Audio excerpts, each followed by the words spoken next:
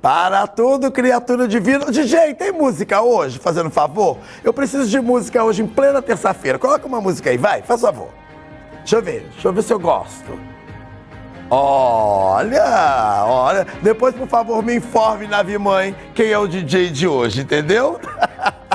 Ah, é o Douglas. Douglas, querido, beijo grande pra você. Trouxe frutas pra gente, pra hora do almoço, porque você sabe que eu estou de regime, eu preciso de frutas, viu, Douglas? O Tá Aí Para Todos dessa terça-feira já está no ar. Durante a pandemia, o número de divórcios no Brasil aumentou assustadoramente. Foram 54% a mais de casais se separando entre maio e julho do ano passado. No ápice da quarentena, para falar sobre este assunto, saber de todos os direitos e deveres e como lidar com essa situação, eu recebo hoje o advogado Antônio Carlos Fernandes e a psicóloga Roseli Duarte Viana, tá bom? Mas antes das entrevistas, eu tenho algum recadinho pra você. Tem recadinhos? Tem? Então joga na tela pra mim. Olha só, Vanilza Chagas, da cidade de Teresópolis. Criatura divina, eu amo seu programa, tem que ter mais uma hora. Ah, querido, recebi aqui nos bastidores a mesma pergunta do advogado, por que não mais tempo pra você? Vamos ter que fazer uma próxima reunião, ou então uma campanha, doutor, hashtag Tá Aí Uma Hora, entendeu? Doutor, entra na campanha também, coloca nas suas redes sociais, tá bom? Geraldo Santos de Teresópolis, aplauso para esse grande artista e ótimo entrevistador. Assim o meu ego vai ficar inflado em plena terça-feira aqui na tela da Band. Obrigado, Geraldo Santos, obrigado, Teresópolis. Tem mais? João Francisco de Volta Redonda, tá aí, um abraço. Não perca um programa, trabalho à noite na segurança do Hospital São João Batista, na linha de frente. Já tomou a vacina? O Neto já providenciou a vacina para vocês? Prefeito Neto, aparece aqui na minha tela também. 2 anos, 3 anos no ar, se ainda não apareceu aqui. Nós vamos ter que ter uma conversa pé de ouvido, viu? Faça favor de vir aqui na minha tela, tá bom? Eu gosto desse fervo. Ah, já acabou os recadinhos? Então, eu queria perguntar se o rapaz já tomou a vacina do Covid. Se ele já tomou, pode ficar tranquilo na linha de frente aí, tá bom? Vem cá. Quero saber de divórcio. Eu adoro separação. Tem um programa no SBT da minha amiga que como é que é mesmo, gente? Como é que é negócio de família? Ai, como é que é? Eu acho porque eu troco o nome, eu falo que é Barracos. Casos de família, né? Casos de família. Eu já troco o nome, é Barracos de Família. Eu já troco o nome do programa da minha amiga. É bem próximo. É bem parecido. Capra, só uma perguntinha antes de nós começarmos. Vamos quebrar a ficha já de uma vez? Amém. Tem muito barraco de família no divórcio? Só tem. Ai, que delícia. Tem uma frase que fala que você conhece, as pessoas falam assim, você conhece a sua mulher, o seu marido, mas você não conhece a sua ex-mulher ou seu ex-marido. No momento que acaba o relacionamento que começa, né? Você conhecer o caráter da pessoa. A Flora, eu gosto desse bonita, Fernandinho, bonita gravata hoje, viu? Obrigado. Toda vez que ele vem aqui, ele traz uma coleção de gravata pra colocar. Eu acho chique isso. Se prepara. Se prepara. Deixa eu começar aqui, vamos fazer a linha, as damas primeiro? Vamos lá, psicólogo. O divórcio normalmente se dá pelo esgotamento da mulher na relação?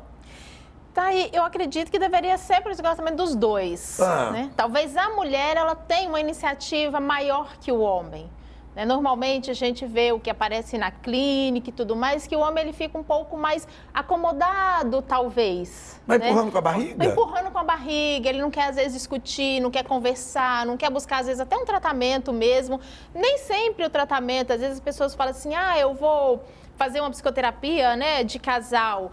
É para ajudar no casamento, eu não quero, mas isso ajuda até a separação. Porque na psicoterapia a gente trabalha o quê? A verdade, né? A verdade de cada um, a verdade doutor, da relação. Mas a verdade às vezes dói.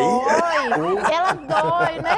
Mas esse é o medo. Às vezes a gente não quer encarar a nossa verdade. E aí a gente fica mascarando, onde vem várias questões, né? Aí começa o sofrimento da própria pessoa que às vezes tomou a iniciativa de separar, o sofrimento do outro, o sofrimento do filho, dos familiares e todo mundo.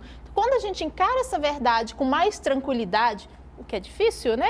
Mas isso vai se desvendando, né? Aos poucos, isso é mais tranquilo para os dois. Ou seja, ou você vive numa relação legal, ou você também tem uma separação mais tranquila? Deixa eu fazer uma pergunta aqui. A maioria desses casamentos que vão sendo empurrados ao longo do tempo, ainda é corrente tudo em prol da família? Pensar no filho que tem 4, 5, 6 anos, que vai ter um sofrimento. O que a sociedade poderá dizer? Será que foi traição? Será que foi um consenso entre os dois? Ainda acontece nos dias atuais ou essa barreira já foi um pouco rompida? Acontece. Acontece. Acho que o discurso pensando nos filhos, às vezes ele é até meio hipócrita. Hipócrita, né? Porque não tá nada pensando, né? Acho que é só uma desculpa. Eu acho que é mais pensando nos bens. Nos bens, na sociedade. Os bens às que vezes eu você falo, assumiu alguma só um coisa. minutinho, querido. Os bens que eu falo não é liquidificador, panela de pressão, não é isso não. São mansões mesmo, as joias, entendeu? As aplicações, os imóveis, entendeu? Para, né? Eu tô falando de casamento daquele que tem que fazer chá de casa pra ganhar as coisas, não. Para de loucura, eu não gosto desse negócio, não. Hein? Para. Faz uma boa lista, manda pra uma boa loja chiquérrima e convida só quem tem dinheiro para ir no casamento. Já tá casando com um pobre, eu já falei que é pedir esmola pra 2. O povo não acredita, depois fica aí, ó. O cara ganha 3 mil reais, casa ele passa a ganhar 1.500, mas ele não sabe fazer conta, Tô errado, doutor? Segura que eu vou pular agora pro doutor. Fala pra mim se eu tô errado. Não, faz sentido, o senhor para de rir, o senhor conversa sério comigo, entendeu? Falei alguma inverdade? Não, só a questão que foi comentada ali que me preocupa muito, não é minha área, essa parte Não, eu tô psicológica. falando da divisão dos pobres, divisão. pode parar. Esse negócio, não é panela de pressão liquidificador, não. Muito casamento ele vai sendo levado porque tem medo de fazer a partilha. Sim, do bom felebé, dinheirinho, entendeu? Muita gente tem receio da partilha, assim. E, aliás, é até comum essa parte do receio, da divisão. A gente vive numa sociedade machista. Sim. Existe uma hipocrisia muito grande por parte dessa sociedade. E o que é interessante é que muitas vezes essa divisão acaba partindo de um relacionamento que um trabalhava, o outro não trabalhava, ou um ganhava muito mais que o outro. E aí existe esse receio da divisão, até porque muita gente não entende como funciona a lei hoje em dia. Mas a partir do momento que houve-se o casamento, né, com comunhão de bens, não tem como fugir, tem que ter a partilha. Sim, a comunhão universal do bens, que é o regime mais antigo, né? Que também é interessante falar, que muita gente fala assim, não vou casar não, está com união estável aí, é quase casamento. Se ferrou. A casamento. União estável é um casamento e é a comunhão universal de bens, tá? E aí é o ponto interessante, que quando a gente fala nessa questão da divisão de bens, a comunhão universal é a partir do momento que houve a união, né? Para trás não conta. Então, assim, existe sim muitos casais que permanecem num jogo de interesse, existe sim o casal, ou um do casal que está ali por conta de usufruir de algum testamento, de alguma herança, mas é importante falar que a herança ela é incomunicável. Ou seja, se o teu patrimônio ela veio de herança, o seu companheiro ele não tem direito, tá? É incomunicável. Então, isso acontece... não tem direito? Não tem direito. Não tem direito. Mas, então, ele não tem direito... Vamos lá, vamos vários pontos. Ai, meu Deus do céu, já estou gostando do fervo. Ela não tem direito à herança, mas o que já está no nome dele na hora que casa. Porque a herança tem que esperar alguém morrer, ou tem que esperar o testamento sair. Sim, mas o que existe em consenso do casal vai ser dividido. O que foi construído na constância do casamento vai ser dividido. No entanto, exemplo que é muito comum. Nós vivemos hoje num apartamento X que veio de herança da mãe dele ou dela. Sim. Esse apartamento é incomunicável. Esse apartamento vai permanecer para ele ou para ela. Alguém vai ter que desocupar o imóvel. Exatamente. Ai, meu Deus, aí piorou. Aí começa essa questão que acho que é até pior, porque aí, ao invés de se atentar diretamente à questão do relacionamento, começa a ter o jogo de interesse. Deixa de separar por conta disso, começam as hipocrisias, as agressões, torturas psicológicas em relação que muitas das vezes os filhos estão dentro desse contexto. Segura aí, pelo amor de Deus, vai responder no segundo bloco, porque eu vou ter que ir pro intervalo agora, criatura divina. O primeiro bloco é sempre um pouquinho corrido. Beijo grande pra você, não saia daí, vai lá na cozinha, toma uma tacinha de água chiquérrima e volta correndo pra me ver, tá bom? Beijo, criatura. Ai.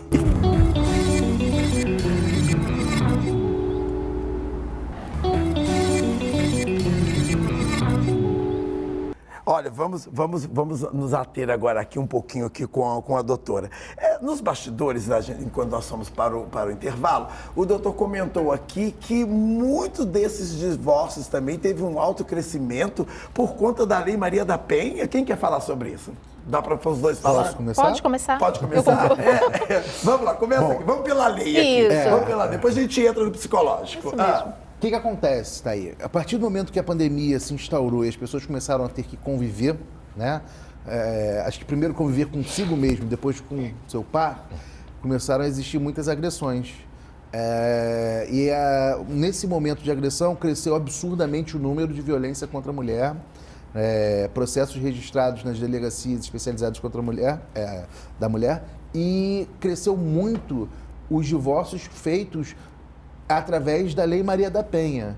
O que é isso? A mulher vai na delegacia, registra a agressão, a tortura psicológica, física, enfim. Registra aquilo ali, tem a medida protetiva de afastamento, posteriormente gera um processo, no decorrer do processo ela pede o divórcio. Ela diz que a separação ocorreu diante daquela agressão e pede o divórcio. E muitas vezes o juiz naquele momento vai decretar a dissolução da união, do casamento, enfim. Justamente por isso, porque tem a justa causa que é a agressão. Então, parte desse volume ter praticamente aumentado em mais de 50% de divórcio nesse lapso de pandemia é em razão dessas agressões que foram registradas no início da pandemia. Deixa eu entrar aqui agora no psicológico agora. Isso está em todas as esferas ou não? As esferas que eu falo, os patamares financeiros das famílias. Porque sempre essas agressões, ela acaba caindo num estilo, digamos assim, numa periferia, porque ali tem o álcool, ali tem a droga, e ali tem as agressões verbais, as perdas de empregos, ou agora a Lei Maria da Penha, ela já chegou também nos altos patamares, como eu disse aqui, nas grandes fortunas também. Sempre esteve. Sempre esteve. Acredito que a questão, né, da classe baixa, da favela, isso é mais exposto. Né? Quando você pega uma classe, né, a classe A, aí, dos ricos, das mansões, isso é mais velado. Então, dificilmente alguém vai expor essa relação, essa agressão. Aliás, tem acontecido isso demais. Proteção de nome da família, de interesse de empresas. Os brasões familiares. Exatamente. Aliás, o meio artístico hoje está sendo muito mais exposto, né? Muito mais. Principalmente o meio artístico está sendo exposto demais, tá? Invadindo as redes sociais, até mesmo muito mais do que o outro lado menos favorecido. Menos favorecido. Qual é a maior dificuldade de uma mulher se desvincular desse círculo vicioso que é um casamento carregado? Primeiro, a questão do agressor. Ele prende a vítima, né? Você não vai achar ninguém mais interessante do que eu, você vai ficar sozinha. Como achar alguém interessante pois que bate, que agride? Quando você está, né, com a sua saúde mental em dia, você vai dizer, graças a Deus, né? Mas geralmente a agressão psicológica ela já foi muito bem feita ali. Então, a pessoa ela já não enxerga saídas. Aí vem o medo de ficar sozinha, vem a questão familiar, a questão religiosa, social, a dependência emocional. Às vezes a gente fala muito da financeira, mas a maioria das mulheres às vezes trabalha. E quando você vai conversar com a pessoa, você fala assim, nossa, mas você ainda mantém essa casa financeiramente. Já que você tem uma dependência financeira. Exato, mas a questão emocional ela é muito forte. Até porque você admitir que você, né, a pessoa que você escolheu, digamos assim, para viver a vida inteira, que era uma pessoa super legal, ela está te agredindo, isso é muito humilhante assumir. E às vezes você não vai assumir só para você vai assumir perante a família, a sociedade. Deu errado, eu te avisei que não daria dar certo. Aí começa depois isso o terror pesa. familiar. Isso pesa. Eu acho que tem dois pontos também interessantes a gente falar, principalmente do ponto de vista jurídico. A mulher, ela vem sendo vítima. 48 Leis do Poder fala sobre isso. Primeiro você quebra o psicológico, depois você vai na carne. O agressor familiar, digamos assim, é exatamente isso. Ele vai adestrando, ele vai impondo a vontade dele psicologicamente.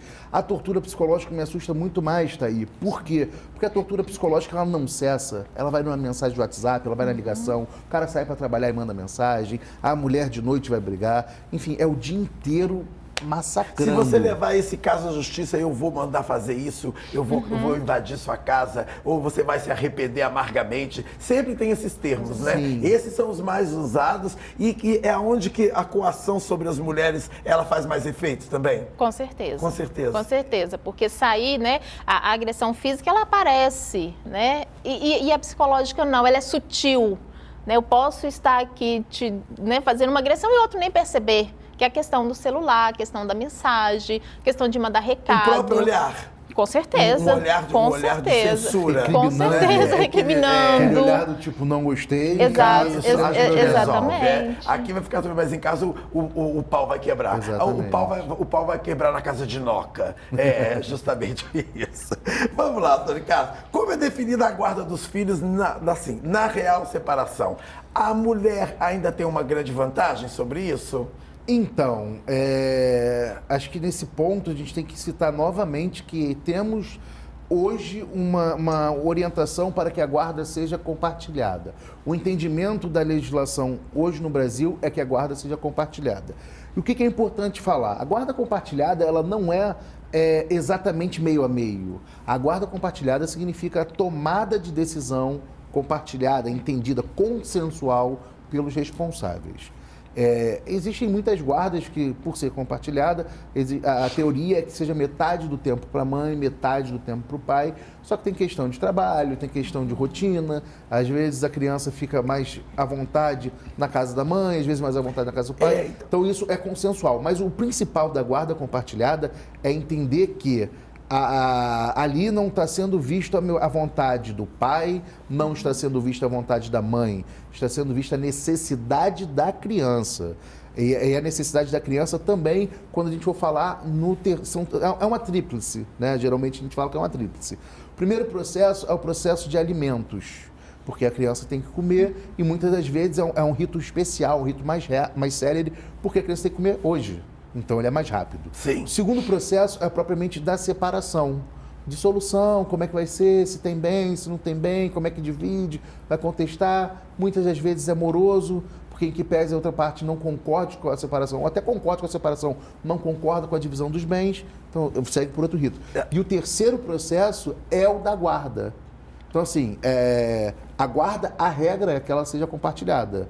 No entanto, tem essa questão de entender a necessidade do filho. Eu vou entrar agora no psicológico para puxar esse gancho aqui, mas só no último bloco, porque eu vou ter que ir de novo para o intervalo. Fique com os meus novos anunciantes e eu volto com Tá Aí Para Todos aqui na tela da Band. 2 palitinhos, eu tô de volta. Sai daí não, criatura divina.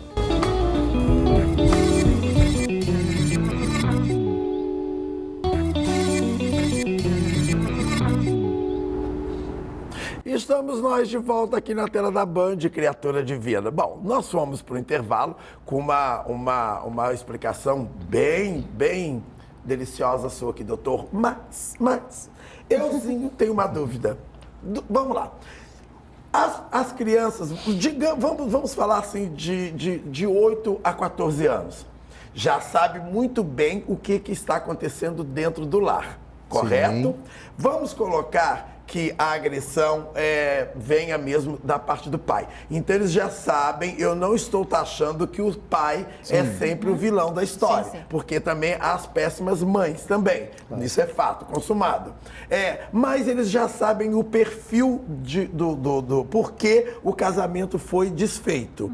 A criança entre 8 e 14 anos, mais ou menos, porque eu estou falando que o cérebro já sabe muito bem o que é o certo e o errado. Ela pode fazer a opção perante o juiz, eu não quero ficar com ele, porque eu assisti todo o trâmite, porque que o casamento foi falido. Pode acontecer isso, isso também pode influenciar a guarda, a não ter a guarda compartilhada, porque eles não querem conviver, porque toda vez que essa criança for para a casa do pai, ela vai voltar de lá com uma imagem que ele vai fazer da mãe, porque ele sempre disse que ela era culpada. Isso pode acontecer? Pode acontecer, vamos por etapas, e aí a gente vai ter uma questão que é crime também, que é alienação parental, né?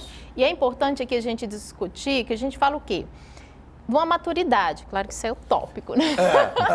Seria interessante que as pessoas tivessem essa maturidade para conseguir separar os problemas, né, com esse homem, com essa mulher, dessa criança, né?